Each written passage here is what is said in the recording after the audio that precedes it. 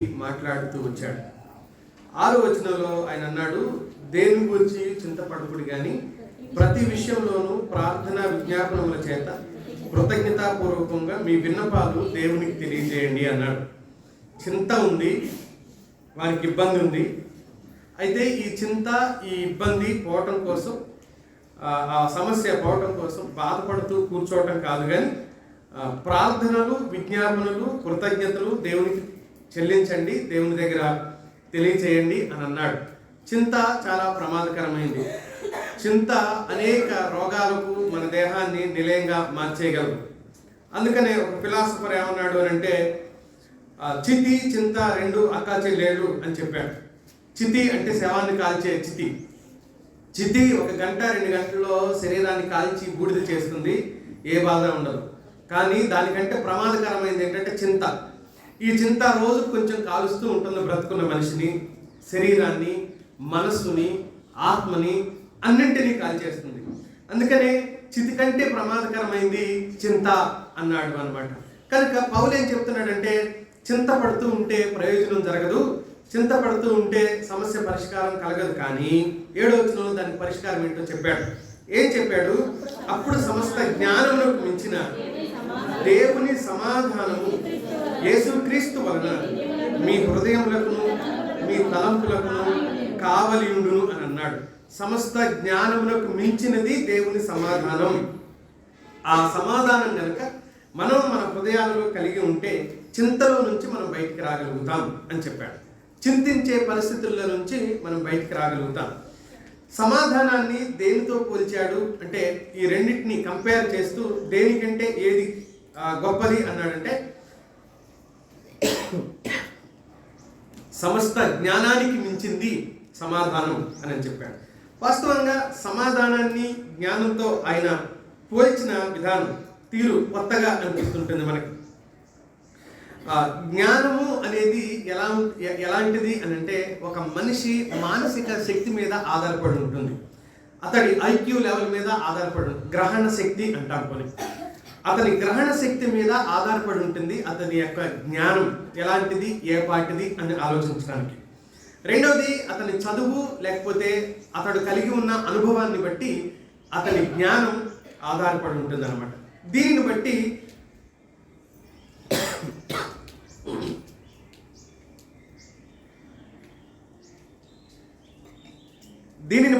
ఒక వ్యక్తి జ్ఞానాన్ని అంచనా వేయటం జరుగుతుంది అనమాట. దీనిని బట్టి ఒక వ్యక్తి ఆలోచన విధానాన్ని అంచనా వేయటం జరుగుతుంది. అయితే ఇక్కడ సమాధానం లేకపోతే శాంతి అనే వాటికి జ్ఞానంతో ఏంటి సంబంధం? జ్ఞానానికి మించింది అంటూ అసలు జ్ఞానాన్ని ఎందుకు తీసుకుని వచ్చాడు అక్కడ? వాస్తవంగా ఒక్కోసారి జ్ఞానం అనేది పరిస్థితులను బట్టి కూడా ఆధారపడి ఉంటుంది. వారు పెరిగిన ప్రదేశం, ప్రాంతం, సంస్కృతి వీటిని బట్టి కూడా అతడి జ్ఞానం అధికమవటం కానీ లేకపోతే తక్కువ ఉండటం కానీ ఇలా ఆలోచించే పరిస్థితులు కూడా వస్తాయన్నమాట. ఒక వ్యక్తి జ్ఞానం ఉన్నంత మాత్రాన సమాధానం ఉండాలి అని రూల్ ఏమీ లేదు. జ్ఞానం ఉన్నంత మాత్రాన సమాధానం ఉండాలని రూల్ లేదు.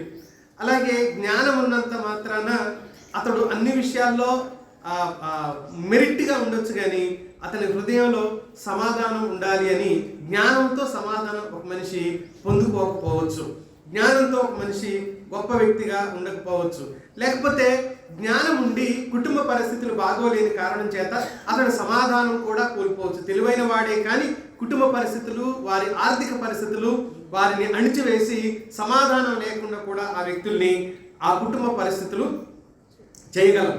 కనుక ఇంకా మనం మాట్లాడుకుంటూ జ్ఞానం ఉంది కానీ ఆరోగ్యం బాగోలేదనుకోండి, అతడు సమాధానం కోల్పోయే ప్రమాదం ఉంటుంది. జ్ఞానం ఉంది కానీ పిల్లలు, భార్య ఆయన చెప్పినట్టు లేకపోతే ఆవిడ చెప్పినట్టు వినలేని పరిస్థితి, లేకపోతే వారు చెడిపోయిన పరిస్థితుల్లో ఉన్నట్లయితే అతడికి జ్ఞానం ఉంది కానీ ఏమి లేకపోవచ్చు, సమాధానం కూడా లేకపోవచ్చు. ఒక వ్యక్తికి జ్ఞానం మాత్రమే మూలం కాదు, ముఖ్యం కాదు.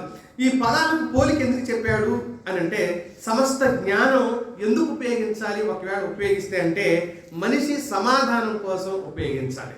వారికి ఉన్న జ్ఞానంతో వారు పీస్ఫుల్గా ఉండటం కోసం, వారికి ఉన్న జ్ఞానంతో వారు సమాధానంగా, సంతోషంగా ఉండటం కోసం వారు ప్రయత్నించాలి తప్ప వారికి ఉన్న జ్ఞానంతో నష్టం తెచ్చుకునే పరిస్థితుల్లోకి మనిషి రాకూడదు అని దేవుని వాక్యం చెబుతుంది. అందుకనే రోజు రోజు మనిషి ఈ జ్ఞానంతో, సైంటిస్టులు కావచ్చు, భౌతికమైనవి కావచ్చు, లేకపోతే రకరకాల విషయాల పట్ల వాళ్ళకున్న అవగాహన ఏంటి అంటే సౌకర్యవంతం కావటం ఎలాగా, సౌకర్యంగా ఉండటం ఎలాగా, వారికున్న జ్ఞానంతో సమాజం లేకపోతే ప్రజలకు ఈజీగా పనులు ఎలాగ జరగాలి, ప్రతి జ్ఞానంతో ప్రతి రోగానికి మందు ఎలా కనిపెట్టాలి, ఇవన్నీ జ్ఞానంతోనే జరుగుతూ ఉన్నాయి. జ్ఞానంతో సమాజంలో సమాధానం సమకూర్చడం కోసమే కొత్త చట్టాలు తీస్తే ఎక్కువ దోపిడీలు, దొంగతనాలు, హత్యలు, అత్యాచారాలు జరగకుండా ఉండాలి అని అంటే కొత్త చట్టాలు తీసుకుని రావాలి. ఇదంతా జ్ఞానం ఉపయోగించి చేస్తున్నవే.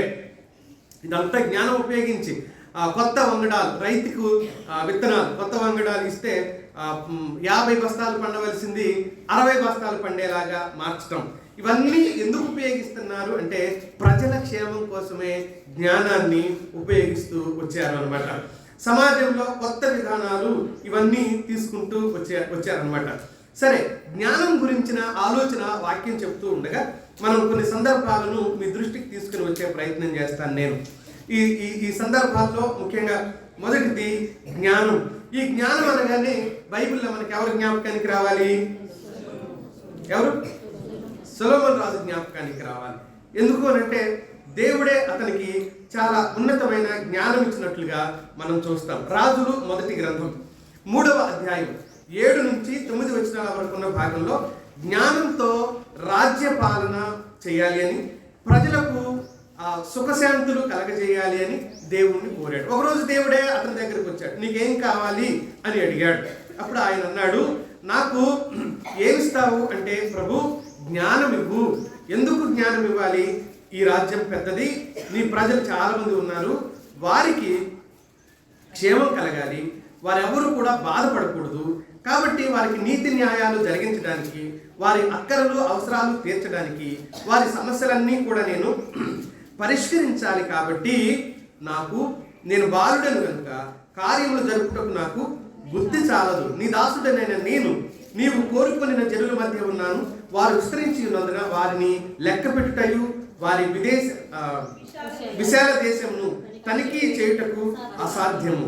ఇంత గొప్పదైన నీ జనులకు న్యాయం తీర్చగలవాడేవాడు. కాబట్టి నేను మంచి చెడులు వివేచించి నీ జనులకు న్యాయం తీర్చినట్లు నీ దాసుడునైన నాకు వివేకం గల హృదయం దయచేయము అని అన్నాడు.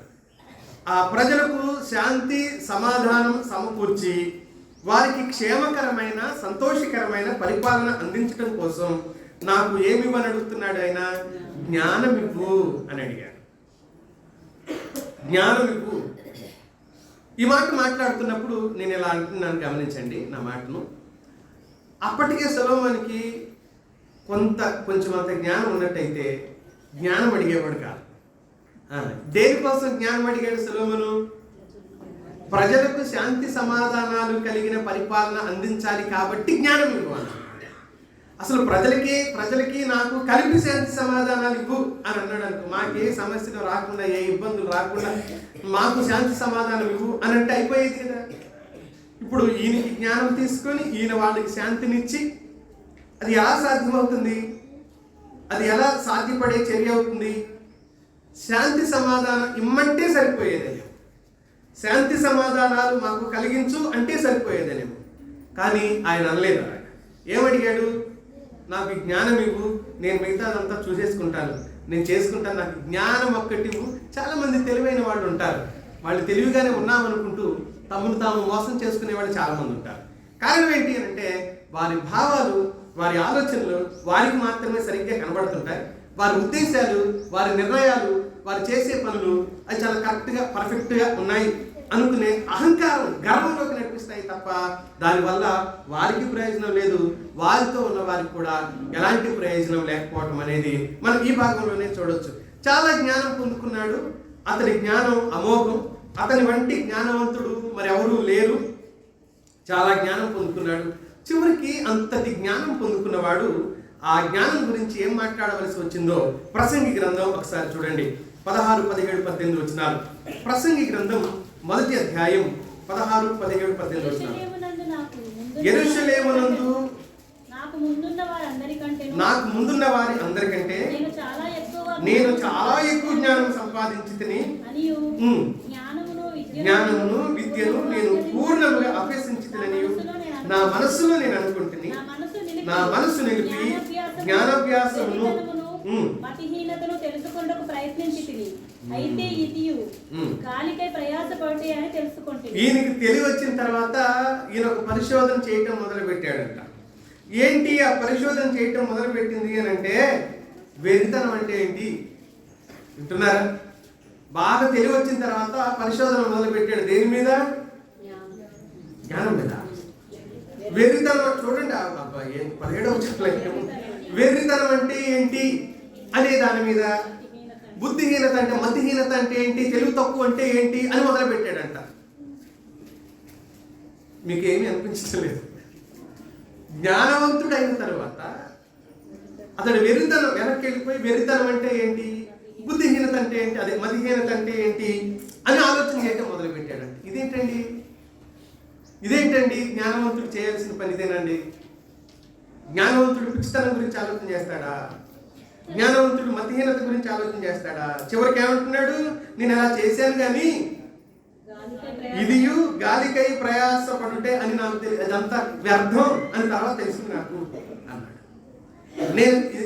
నేను ఇంత చేసి బుద్ధిహీనమైన దాని గురించి బుద్ధిహీనంగా పరిశోధన చేశాను, ఇదంతా కూడా వ్యర్థమైన నాకు తర్వాత ఆలోచించాను నేను. 18వ వచనం చూడండి. విస్తారమైన జ్ఞానాభ్యాసం చేత అతనికి తర్వాత తెలిసిందేంటి? విస్తారమైన జ్ఞానం ఉండటం వలన ఏం కలిగింది అతనికి? విస్తారమైన దుఃఖం కలిగింది. అధిక విద్య సంపాదించిన వారికి అధిక శోకం కలుగుతుంది అన్నాడు. జ్ఞానాభ్యాసం వలన నాకు ఏం సంతోషం కలగలేదు. ప్రజలకు సంతోషం కావాలి కాబట్టి జ్ఞానాభ్యాసం కోరుకున్నవాడు, అతడికి సంతోషం లేదు ఆ జ్ఞానం పొందుకున్న తర్వాత. దేవుని దగ్గర నుంచి అడగవలసింది ఏంటి మనిషి? దేవుని దగ్గర నుంచి పొందుకోవలసింది ఏంటి మనిషి? ఏం కావాలి దేవుని దగ్గర నుంచి మనిషికి? జ్ఞానం కాదు.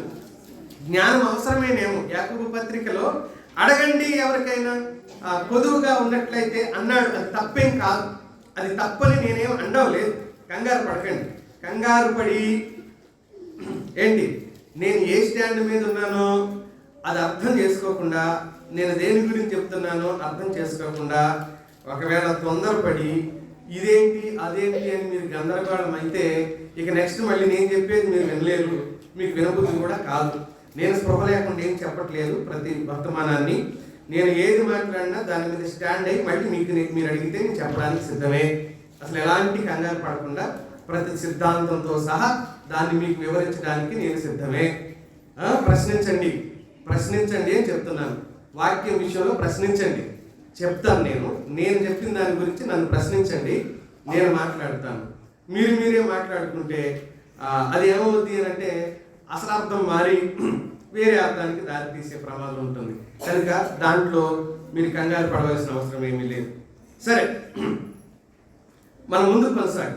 ఈయన ఈ జ్ఞానాన్ని పొందుకున్న తర్వాత ఇంకా ఏం ఆలోచన చేశాడు అని అంటే, ప్రసంగి గ్రంథం 1వ అధ్యాయం 15వ వచనంలో చూడండి.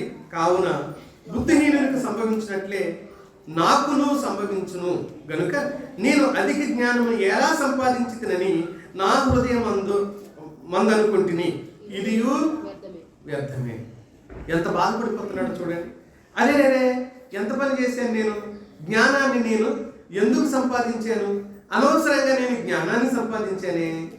నేను జ్ఞానం సంపాదించకుండా ఉండవలసిన బుద్ధిహీనుడికి ఏం కలుగుతుందో నాకదే కలుగుతుంది. వాస్తవానికి బుద్ధిహీనుడికి కలిగినట్టుగా అతనికి ఎందుకు కలిగిద్ది అని అంటే, అతని స్థితి, ఆలోచన విధానం ఎలా మారిపోయింది అనేది మనం గమనిస్తాం. 16వ వచనంలో బుద్ధిహీనులను గూర్చినట్లుగానే జ్ఞానులను గూర్చి జ్ఞాపకం ఎన్నటికీ ఉంచబడదు. రాబో దినములలో వారందరూ మరవబడిన వారైందు. జ్ఞానులు మృతులందు విధమెట్టదో, బుద్ధిహీనులు మృతులందు విధము అట్టిదే. కాబట్టి అయ్యయ్యో నేను ఎందుకు జ్ఞానం సంపాదించాను అనుకున్నాడు. చివరిగా 17వ వచనంలో చూడండి ఏమన్నాడు? ఇది చూడగా సూర్యుని క్రింద జరుగుతున్నది నాకు వ్యసనము పుట్టించను. ఇదంతయు వ్యర్థముగాను ఒకటి గాలికై ప్రయాసపడినట్టుగాను కనబడెను. తర్వాత అతనికి ఏమనిపించింది? బ్రతుకుట నాకు అసహ్యమైంది అన్నాడు. ఇతడికే బ్రతకడం అసహ్యమైనప్పుడు, ఇతనికే దుఃఖం కలిగినప్పుడు, ఇతడే సమాధానం కోల్పోయినప్పుడు, ఇతడు తన ప్రజలకు సమాధానం ఎలా ఇవ్వగలడు? ఇతడు తన ప్రజలకు మేలు ఎలా చేయగలడు? శాంతి సమాధానాలు జ్ఞానం కంటే శ్రేష్టమైనవి. అతడు చాలా ఆలస్యంగా వీటి గురించిన సత్యం తెలుసుకున్నాడు. మిత్రులారా, శాంతి సమాధానాలు దేనికంటే ఉత్తమమైనవని సొలొమోను గ్రహించాడు? జ్ఞానం కంటే కూడా అతి శ్రేష్టమైన విస్తారమైన జ్ఞానం విస్తారమైన దుఃఖం పుట్టిస్తుంది అని ఒక జ్ఞానవంతుడు మాట్లాడుతున్న మాట. మొదటి అధ్యాయం 18వ వచనంలో చెప్పిన మాట. విస్తారమైన జ్ఞానము విస్తారమైన దుఃఖం కలుగును అని అన్నాడు. అధిక శోకం కలుగును. అధిక శోకం కలుగును. నాకు ఒక ఆయన తెలుసు, చాలా ఉద్యోగాలు వస్తే ఇది కాదు నా రేంజ్, ఇది కాదన్నాడు. వయసు అయిపోయింది పాపం.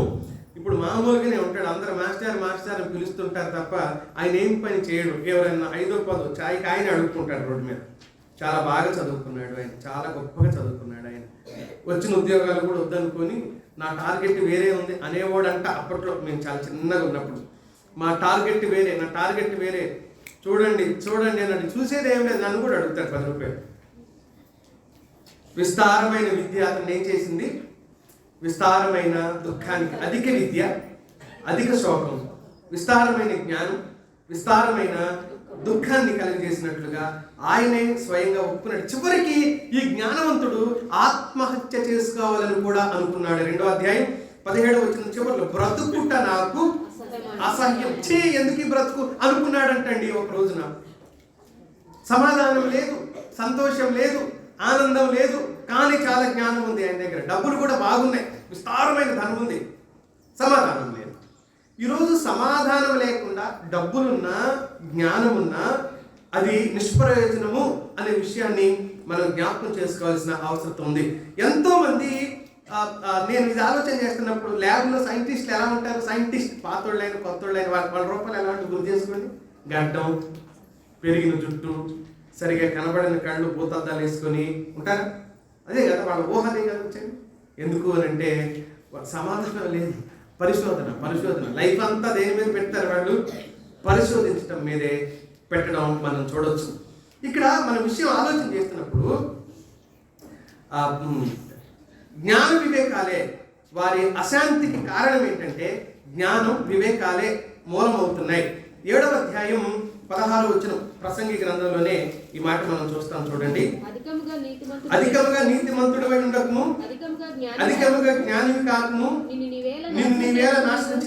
చివరికి ఆయన ఏం చెప్పదలుచుకున్నాడంటే నీతిమంతుడిగా కూడా ఉండొద్దు అంటున్నాడు. నీతిమంతుడిగా ఉండొద్దా? దేవుడు నీతిమంతుడిగా చేయడానికే వచ్చాడు కదా. ఇక ఆయన విరక్తి, ఎంత జ్ఞానవంతుడైనా కూడా ఏం మాట్లాడుతున్నాడో అర్థం పర్థం లేకుండా మాట్లాడటం మొదలుపెట్టాడు. 7వ అధ్యాయంలో చాలా విషయాలు ఆయన అలా మాట్లాడతాడు. తికమకగా కొన్ని విషయాలు మాట్లాడతాడు. మృగాల్లాగే మనుషులు చనిపోయిన తర్వాత, అది ఎక్కడ 3వ అధ్యాయంలో చదువుతాం. 19వ వచనం చూడండి, నరులకు సంభవించినది ఏదో అదే మృగములకు సంభవించదు, వాటికి కలుగు గతి ఒకటే. నరులు చచ్చినట్లు మృగములు చచ్చును, సకల జీవులకు ఒకటే ప్రాణము, మృగముల కంటే నరులకి ఏమీ ఎక్కువ లేదు. అవునా? మనం మృగాలు పశువులు ఒకటేనా? వాటికి ఆత్మ ఉందా? వాటికి సెన్స్ ఉందా అసలు? ఇప్పుడు నేను ఏమంటున్నాడు? జ్ఞానం సంపాదించుకునేవాడు మనము, పశువులు, మృగాలు, పురుగులు, పిట్టలు, చెట్లు అన్నీ అవి మనం ఏంటి? ఒకటే. అవి మనం సమానం అని అన్నాడు. అంటే ఏ స్థాయిలోకి వెళ్ళిపోయాడో ఆ జ్ఞానం సంపాదించుకున్నప్పుడు ఆలోచించేయండి. ఇంతకంటే జ్ఞానవంతులు ఇంకెవరు లేరు కదా బైబిల్లో. ఇంతకంటే జ్ఞానం కలిగిన వాళ్ళు ఎవరు లేరు కదా దేవుని వాక్యంలో. అంతటి జ్ఞానవంతుడు ఇంత వీలుగా మాట్లాడుతున్నాడు ఏంటి చూడండి. అందుకనే సమాధానం కోల్పోయి ఆ వ్యక్తి సమాధానం లేనివాడిగా మారిపోయి ఈ విరక్తి కలిగిన మాటలు మాట్లాడుతున్నాడు. 20వ వచనంలో చూడండి, 3:20, సమస్తము ఒక స్థలంకే పోవును, సమస్తము మంటిలో నుండి పుట్టెను, సమస్తము మంటికే తిరిగిపోవును. 2 ఒకే స్థలం అంట. మనం పరలోకం పోమా? పోనీ రక్షించబడని వాళ్ళు నరకానికి పోరా? మృగాలు మనం ఒక దగ్గరేనా పోయేది? అంటే ఈయన స్పృహ ఎక్కడి వరకు వచ్చేసింది అంటే అక్కడి వరకే వచ్చేసింది. సమాధానం కోల్పోయాడు, పూర్తిగా సమాధానం కోల్పోయాడు. బ్రతుకు మీద విరక్తి కలిగి ఆలోచన చేయటం మొదలుపెట్టాడు. సొలొమోను అన్నింట్లో కోరదగింది శాంతి అని మొదట గ్రహించలేకపోయాడు, చివరిగా గ్రహించాడు. అతడు చాలా ఆలస్యంగా ఈ విషయాన్ని పట్ల అవగాహన కలిగి ఉన్నాడు. అందుకనే దేవుని వాక్యం చెప్తుంది ఫిలిప్పీ పత్రిక 4:7 సమస్త జ్ఞానములకు మించిన దేవుని సమాధానం అని అన్నాడు. అది సమస్త జ్ఞానం కంటే మించింది. అస్సలు చదువు లేని వాళ్ళు సమాధానం సంపాదించుకోవచ్చు, అస్సలు డబ్బు లేని వాళ్ళు సమాధానం సంపాదించుకోవచ్చు, బలహీనులైన వారు ఆఖరికి కుటుంబ పరిస్థితులు బాగోలేని వాళ్ళు కూడా సమాధానం సంపాదించుకోవచ్చు. డబ్బు సమాధానం కొనలేదు, డబ్బు సమాధానాన్ని కొనలేదు, డబ్బు సంతోషాన్ని కొనలేదు. ఒక ఆయన ఇలా అంటాడు, నువ్వు 1000 రూపాయలు పెట్టి పరుపును కొనవు కానీ నిద్రను కొనగలవా అని. 1000 రూపాయలు పెట్టి పరుపును కొనగలవు కానీ నిద్రను కొనగలవా? 1,00,00,000 రూపాయలతో ఇల్లుని కట్టగలవు కానీ అందులో సమాధానాన్ని కొనుక్కొచ్చి పెట్టగలవా? ఇల్లుని కట్టగలవు, సమాధానాన్ని కొనుక్కొచ్చి అందులో పెట్టగలవా? పిల్లల్ని కనగలవు కానీ వాళ్ళ భవిష్యత్తుని రాయగలవా? అది ఎవరి చేతిలో లేదు, కేవలం దేవుని చేతిలో మాత్రమే ఉంది. అది దేవుని చేతుల్లో మాత్రమే ఉంది. జ్ఞానం ఎంత నష్టం చేసిందో ఒక వ్యక్తి జీవితాన్ని మనం ఆలోచన చేశాం. రెండో విషయం, యేసుక్రీస్తు ప్రభు వారు ఈ సందర్భంగా మాట్లాడుతూ ఇలా అన్నాడు. మత్తయి రాసిన సువార్త 6వ అధ్యాయంలో మన ప్రభు మాట్లాడుతూ చెప్పిన సందర్భాన్ని ఒకసారి చూద్దాం. మత్తయి సువార్త 6వ అధ్యాయం 26వ వచనం నుంచి ప్రభు వారు ఇలా మాట్లాడారు. ఆకాశ పక్షులను చూడుడి, అవి విత్తవు, కోయవు, కొట్టలో కూర్చుకొనవు, అయినను మీ పరలోకపు తండ్రి వాటిని పోషించుచున్నాడు. మీరు వాటికంటే బహుశ్రేష్ఠులు కారా? మీలో ఎవరిని చింతించడం వలన తన ఎత్తు మూలుడు ఎక్కువ చేసుకునగలడు? వస్త్రములు కూర్చి మీరు చింతింపనేలా అడవి పూలు ఎలా ఎదుగుతున్నావో ఆలోచించుడి, అవి కష్టపడవు, వడకవు. ఇప్పుడు 29 వచ్చిన మీరు అందరు చూసుకోండి మీ బైబిల్లో. అయినను తన సమస్త వైభవంతో కూడిన సొలొమోను సైతము వీటిలో ఒకదాని వలె అలంకరింపబడలేదు అని అన్నాడు ప్రభు. ఎవరితో సమానం కాదు సొలొమోను? ఆకాశ పక్షులు సొలొమోను, అడవి పువ్వులు సొలొమోను సమానం కావు అని అన్నాడు ప్రభు. ఎంత పెద్ద స్టేట్మెంట్ అంటే ఇది, ఎంత భయంకరమైన స్టేట్మెంట్ అంటే ఇది. ఏం చెప్తున్నాడు? సొలొమోను సకల వైభోగంతో ఉన్నాడు, ఆయన సుసంపన్నంగా ఉన్నాడు, ఐశ్వర్యంతో తొలదూగుతున్న రాజు ఆయన జ్ఞానం మితిలేని జ్ఞానం, చాలా గొప్ప జ్ఞానం ఉంది ఆయనకి. యేసుక్రీస్తు ప్రభు మాట్లాడుతూ ఈ సొలొమోను ఎవరిలాగా కూడా లేడు అన్నాడు.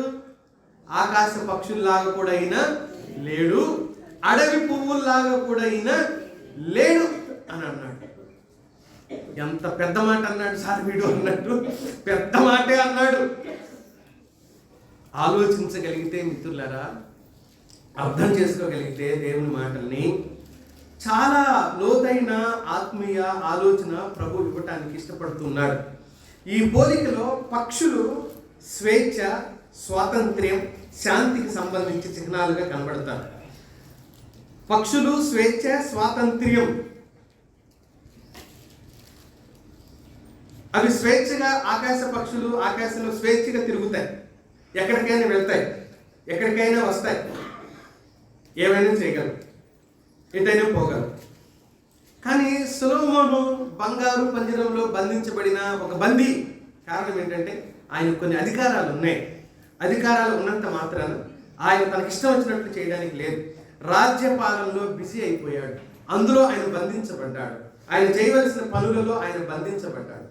ఆయన అవి మాత్రమే చేయవలసి ఉంది, అవి మాత్రమే జరిగించవలసి ఉంది, దాటి అతడు పోలేడు. రెండోది, సొలొమోను ఇహలోక సంపద, ధనధాన్యాలకు సాదృశ్యమైతే ఆకాశ పక్షులకి ఏమున్నాయి? అవి విత్తవు, కోయవు, కొట్లలో కూర్చుకోవు అన్నాడు ప్రభువు. మరి సొలొమోను సంపాదన, ధన సముపార్జనతో పోలిస్తే ఈ పక్షులు అసలు ఏ మాటకైనా పోలిక చేయడానికి కూడా పనిచేస్తాయా? వీటి బ్రతికెంత, వాటి విలువెంత, రేపేంటి వాటి పరిస్థితి తెలియదు. అయినా వాటికంటే సొలొమోను గొప్పగా ప్రభువుకి అక్కడ కనిపించలేదు. రెండవ పోలిక దేంతో పోల్చాడు? అడవి పువ్వులతో పోల్చాడు. అడవి పువ్వులు ఎలా వెదుగుతున్నావో ఆలోచించుడి. అవి కష్టపడవు, వడకు. అయినా సమస్త వైభవంతో కూడిన సొలొమోను సైతం వీటిలాగా అలంకరింపబడలేదు. వీటిలాగా సొలొమోను అలాగే అడవి పువ్వులు సంతృప్తిని జ్ఞాపకం చేస్తాయి. ఎందుకు సంతృప్తిని అంటే కొద్దిసేపే గడ్డి పువ్వులు అని అన్నాడు ప్రభు మరో సందర్భంలో. ఈ గడ్డి పువ్వులు కొంత సమయం ఉండి రాత్రి పడిన మంచుకి ఈ గడ్డి పువ్వులు ఏమవుతాయంటే వికసిస్తాయి, వికసిస్తాయి. ఉదయాన్నే వచ్చే ఎండకి ఏమైపోతాయంటే ఇవి మాడిపోతాయి, వడిలిపోతాయి. ఇలాంటివి సహితం ఒక పూట అయినా సంతృప్తిగా ఎంత వికసించాలో అంత వికసిస్తాయి, ఎంత కలర్ ఉండాలో అంత కలర్ ఉంటాయి, ఎలా ఉండాలో అలాగే ఉంటాయి. కానీ వీటికి ఉన్నంతటి సంతృప్తి ఎవరికి లేదు? సొలొమోనుకు లేదు. అందుకనే సొలొమోను ఏమవ్వాలనుకుంటున్నాడు? బ్రతుకుట నాకు అసహ్యమాయను, చచ్చిపోతే బాగుంటుందేమో, బందీనైపోయాను ఈ బ్రతుకులో నేను అనుకున్నాడు సొలొమోను. బందీనైపోయాను ఈ బ్రతుకులో నేను అనే ఆలోచన ఆయన చేసినట్లుగా మనం చూస్తున్నాం. ఈ రెండవ పోలిక, మొదటి ఆయన జ్ఞానాన్ని కోరుకున్నాడు. రెండవసారి ప్రభు మాట్లాడుతున్న అతని గురించిన చెప్పిన ఈ పోలికలో మనకేం తెలుస్తుంది అని అంటే సొలొమోను గడ్డి పువ్వు కంటే ఆకాశ పక్షి కంటే గొప్పవాడు కాదు. కారణం సమాధానం లేని వాడికి ఎన్నున్నా, సమాధానం లేని వాడికి ఏమున్నా అతడు దేవుని దృష్టిలో నిష్ప్రయోజకుడిగా, ఒక వ్యర్థుడిగా కనబడుతున్నాడు అని దేవుని వాక్యం మనకు తెలియజేస్తా ఉంది. మిత్రులారా, ఒక నిష్ప్రయోజకుడైన వ్యక్తిగా ఇతడు దేవుని సన్నిధిలో కనబడుతున్నాడు. ప్రభువే మరొక పోలిక కూడా చెప్పాడు. మత్తయి రాసిన సువార్త 12వ అధ్యాయం 42వ వచనంలో మరొక పోలిక చెప్పాడు సొలొమోను గురించి. 12వ అధ్యాయం 42వ వచనం చదవండి. విమర్శ సమయమున దక్షిణ దేశపు రాణి ఈ తరము వారితో నిలబడి వారి మీద నేరస్థాపన చేయును. ఆమె సొలొమోను జ్ఞానము వినుటకు భూమి అంతముల నుండి వచ్చెను. ఇదిగో సొలొమోను కంటే గొప్పవాడు ఇక్కడ ఉన్నాడు. ఫస్ట్ ఏమో సొలొమోను గడ్డి పువ్వు కంటే గొప్పవాడు కాదన్నాడు, ఆకాశంలో ఎగిరే పక్షి కంటే గొప్పవాడు కాదన్నాడు. మూడోది, అసలు నాకంటే కూడా సొలొమోను ఏం కాదు, గొప్పవాడు కాదు అని చెప్పాడు ప్రభువారు. ఎందుకు గొప్పవాడు కాదు సొలొమోను ప్రభు కంటే? యేసుక్రీస్తు ఏమైనా పాటలు రాశాడా? సొలొమోను పాటలు రాశాడుగా, పుస్తకాలు రాశాడా?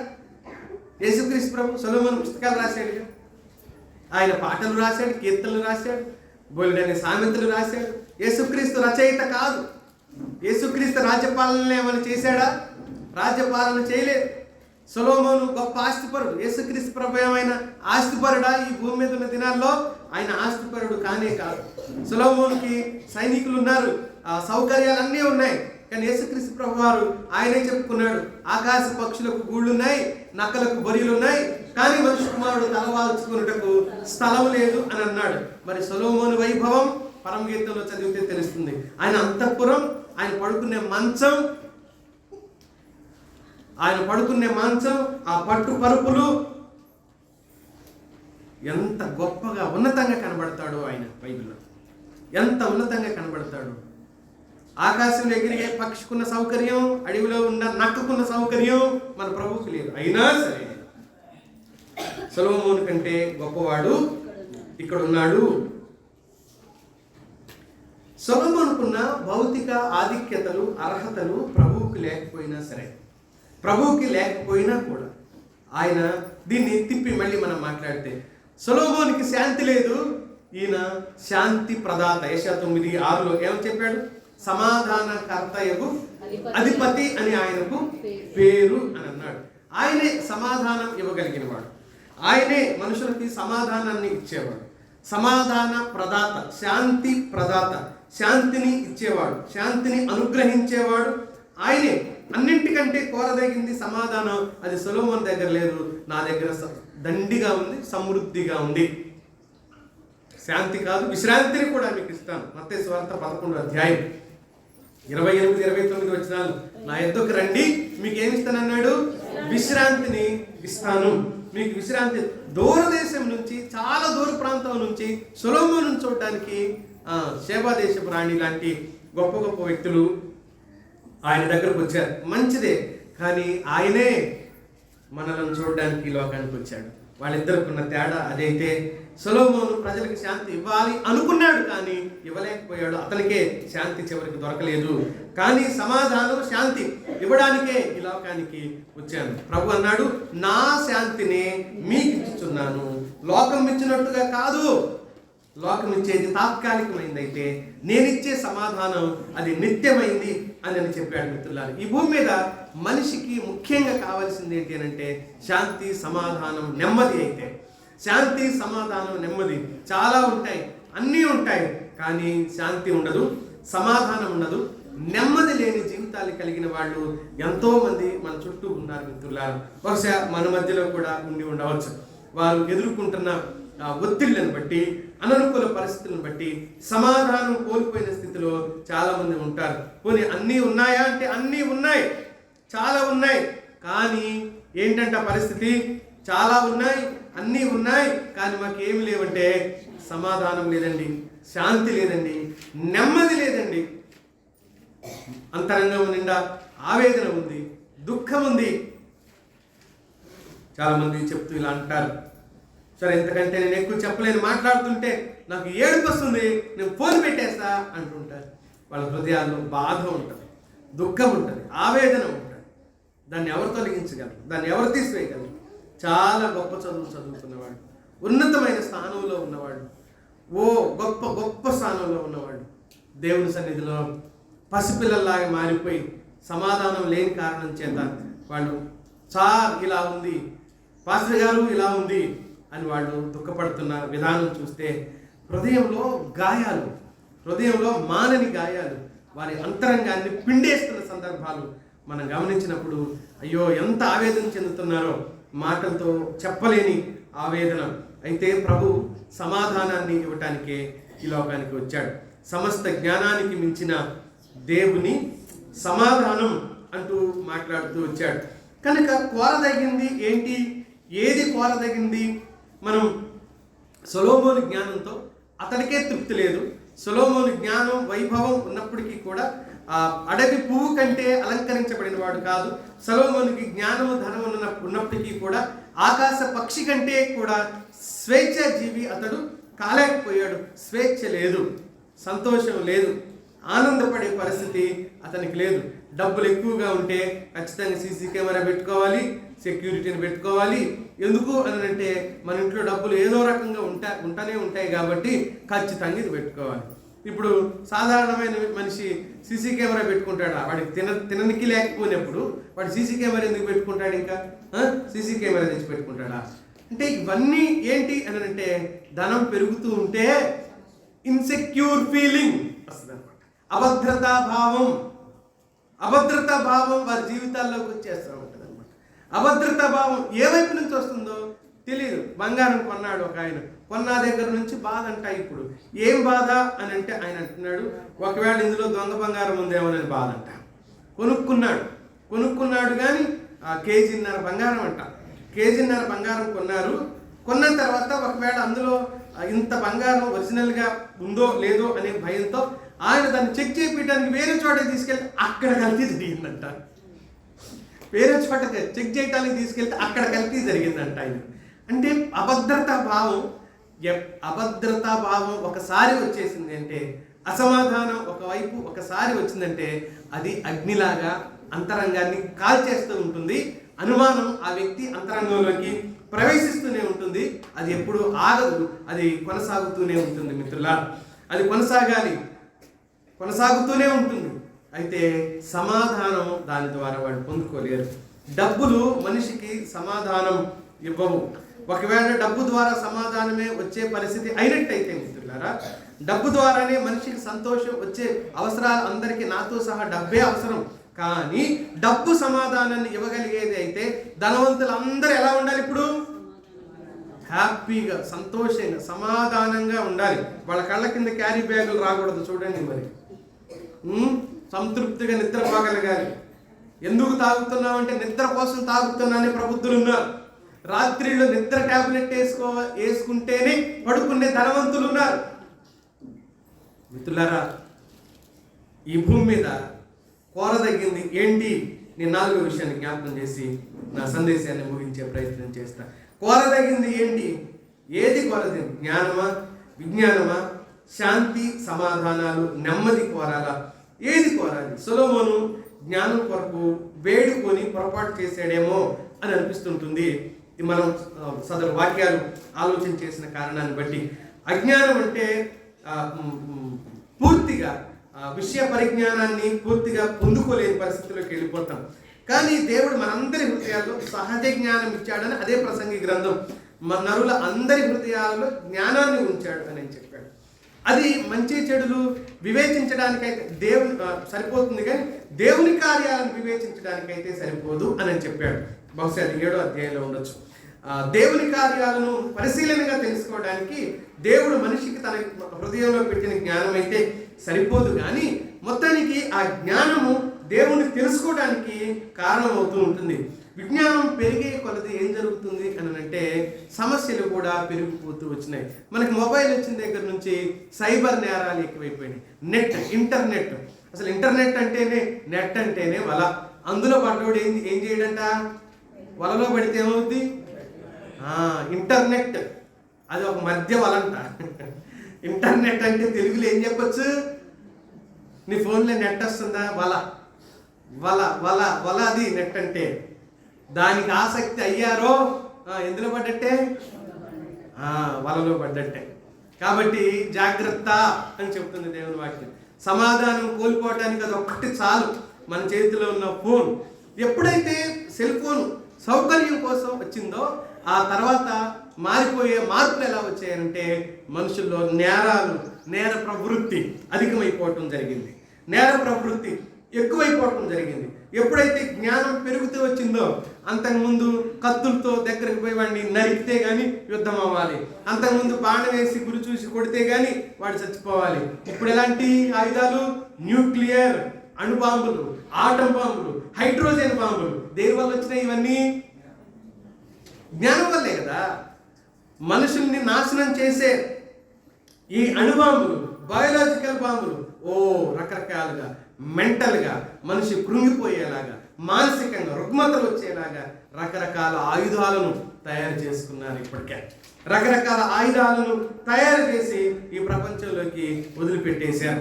హిరోషిమా, నాగసాకి మీద వేయబడిన బాంబు పరిణామం ఏ స్థాయిలోకి ఈ రోజుకి కూడా అక్కడున్న ప్రజల్లో ఇప్పటికీ మానసిక వైకల్యం ఉన్నట్టుగా చెప్తూ ఉంటారు వార్తల్లో, న్యూస్లో. ఇప్పటికీ ఆ సందర్భాన్ని జ్ఞాపకం చేసిన ప్రతి ఒక్కరు.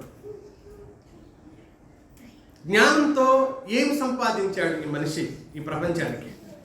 జ్ఞానంతో ఏమి సాధించాడు? మొదటిసారి ఐన్స్టీన్ ఆటం బాంబు కనిపెట్టినప్పుడు ఇలా అన్నాడంట.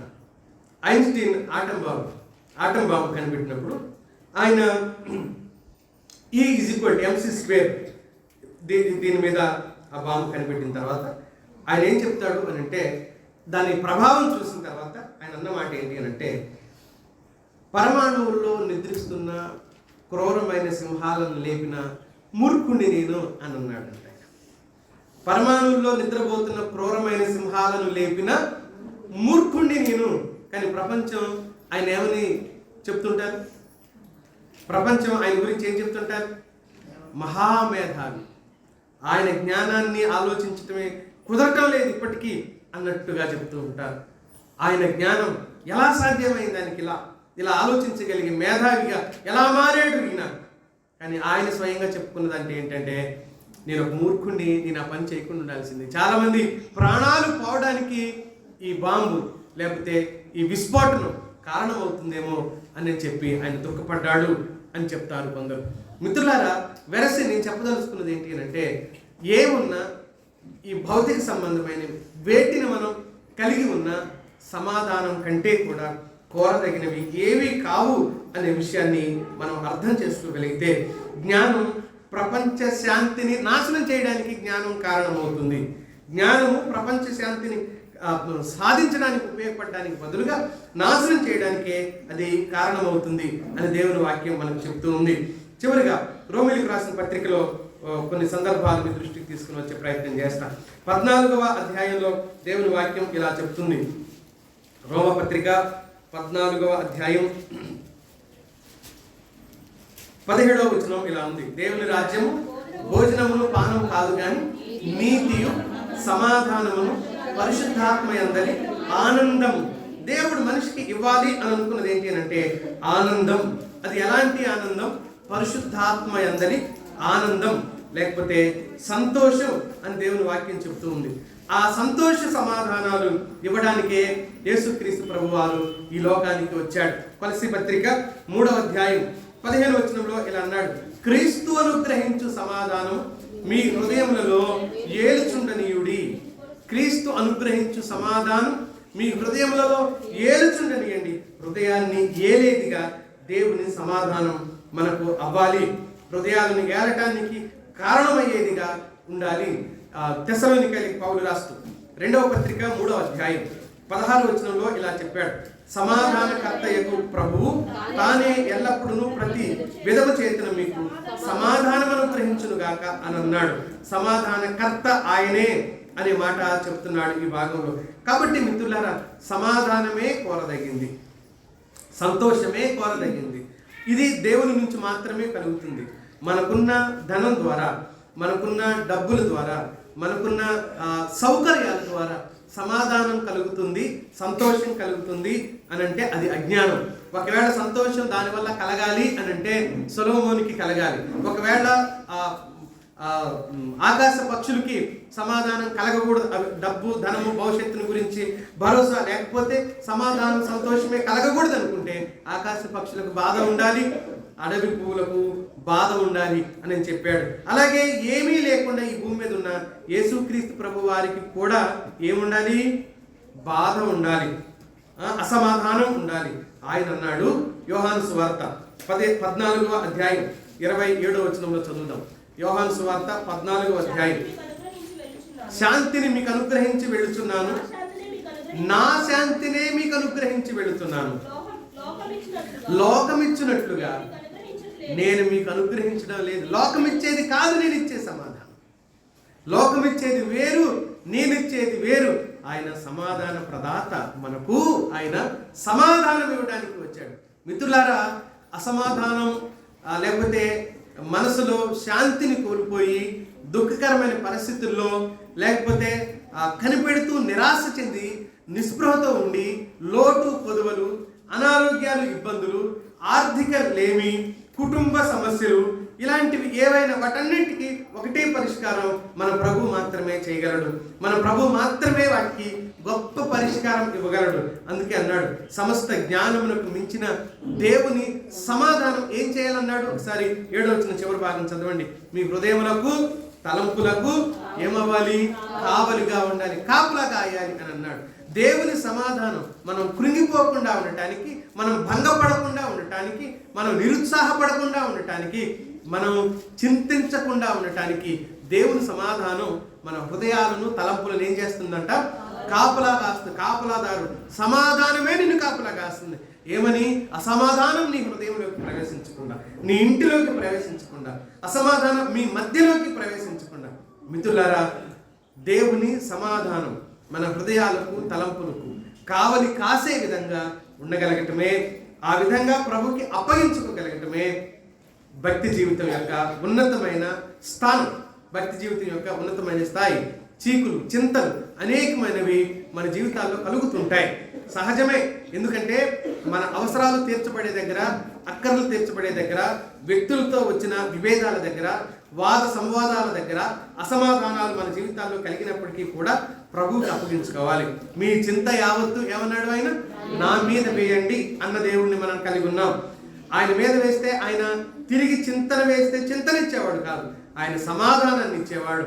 సొలొమోనుకు లేని ఆధిక్యత ఆకాశ పక్షులకు ఉన్నాయి, సొలొమోనుకు లేని ఆధిక్యత అడవి పుష్పాలకు ఉన్నాయి. అయితే వాటన్నిటికీ లేని ఆధిక్యత ఏమన్నాడు? వాటికంటే ఆకాశ పక్షుల గురించి మాట్లాడుతూ అదే సందర్భంలో ఆరోధ్యాన్ని, వాటికంటే మీరు శ్రేష్ఠులు కాదా? సొలొమోను కంటే అవి శ్రేష్టం అంటే వాటికంటే